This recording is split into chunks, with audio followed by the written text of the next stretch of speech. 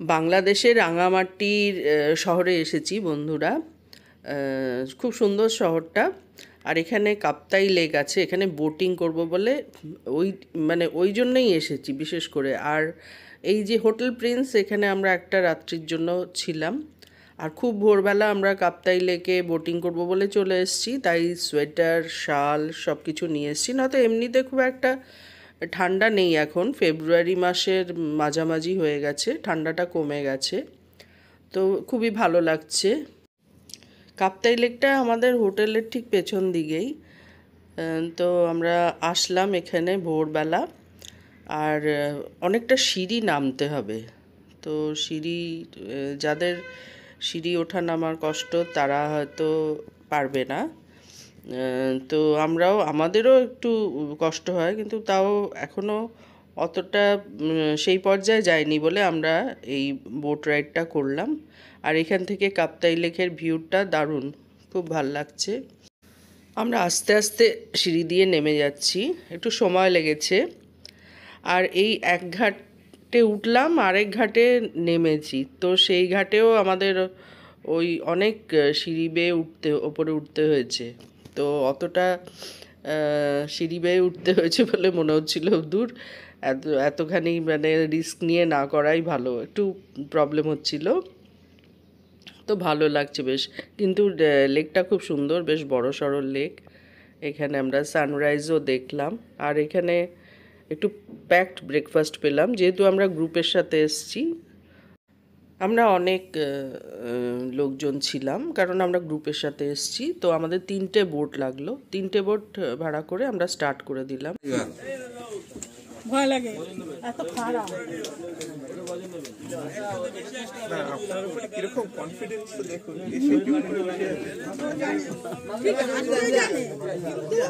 ধীরে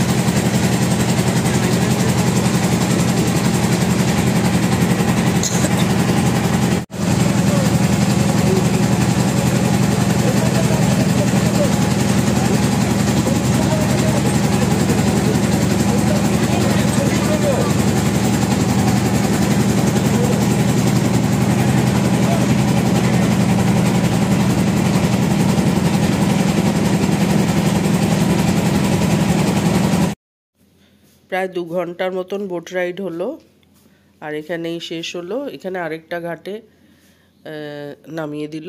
তো এখানে অনেকগুলো সিঁড়ি, সেই সিঁড়ি দিয়ে উঠতে হবে। আমি আর ওটার ভিডিও নেওয়া হয়নি।